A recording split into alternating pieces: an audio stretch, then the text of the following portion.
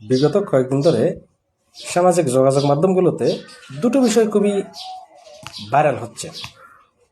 একটা ট্রেন্ডে আছে বিষয় দুটা।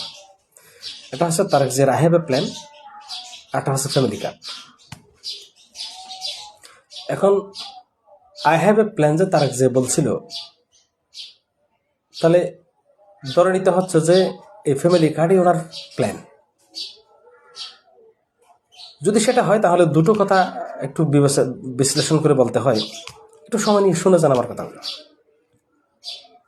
বিগত স্বৈরাচারী সরকারের আমলে আমরা দেখেছি কতক্ষণ টিসিবির কার্ড, কতক্ষণ চালের কার্ড, কতক্ষণ ধানের কার্ড, কতক্ষণ বয়স্ক ভাতার কার্ড, আবার দেখলাম যে বিধবা ভাতার কার্ড। এই কার্ডগুলো, এই কার্ডের যে সুবিধাগুলো, এগুলো বিগত স্বৈরাচারী সরকারের আমলে কারা নিয়েছে? যারা তাদের লেসপেন্সার, সেই দলের নেতাকর্মীদের অনুসারীরা, তাদের পরিবার, তাদের আত্মীয় স্বজন, তারাই পেয়েছে এই সমস্ত সুযোগ সুবিধাগুলো। এর বাইরে অন্য কারো হাতে অন্য কেউ এই সুযোগ সুবিধাগুলো কখনোই পায়নি। এখন এই সুযোগ সুবিধাগুলো নিতে গিয়া আমরা চাক্ষুষ আমরা দেখেছি জিনিসটা, চাক্ষুষ আমরা নিজ চোখে দেখেছি জিনিসগুলো। এই সুবিধাগুলো নিতে গিয়া ইউনিয়ন পরিষদের সামনে এই কার্ডের জন্য রেজিস্ট্রেশন করতে গিয়া ঘন্টার পর ঘন্টা, দিনের পর দিন মানুষ লাইন ধরে খাড়াই আছে, মহিলা পুরুষ সবাই। উপজেলা অফিসের সামনে, ডিসি অফিসের সামনে সবাই গিয়ে লাইন ধরে দাঁড়ায় আছে ইউনিয়ন পরিষদে।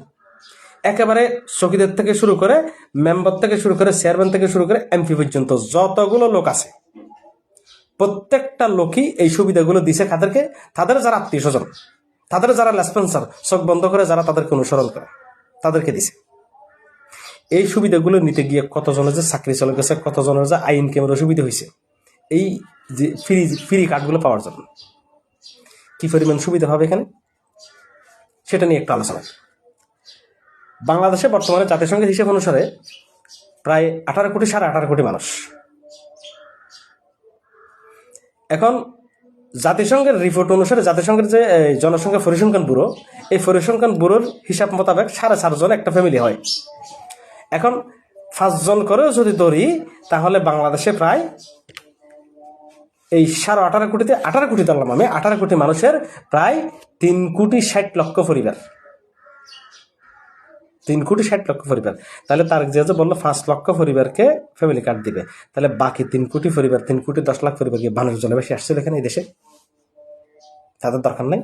যেই দেশে 100 জনের মানুষের ভিতরে শতকরা 65 জন মানুষ দরিদ্র সীমার নিচে বসবাস করে, দুর্নীতির কারণে, অদক্ষতার কারণে, অদক্ষ সরকার, দুর্নীতির কারণে এই দেশে এখন পর্যন্ত স্বাধীনতার প্রায় 60-65 বছর পরেও এই দেশে 65% মানুষ দরিদ্র সীমার নিচে বসবাস করে।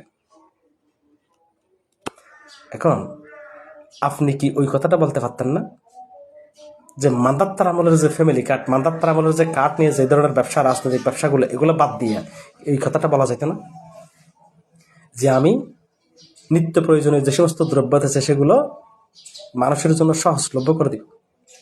মানুষের যে দৈনন্দিন খরচ, নিত্য খরচের যে বিষয়টা, সেটাকে আমি সহজলভ্য করে দিব। নিত্য প্রয়োজনীয় দ্রব্যের দাম এটা স্টেবল পরিস্থিতিতে রাখবো আমি, যেরকম আমার মায়ের আমলে ছিল, বেগম খালেদা জিয়ার আমলে। সেটা কি, সেই ওয়াদাটা কি মানুষের সাথে করা যেত না?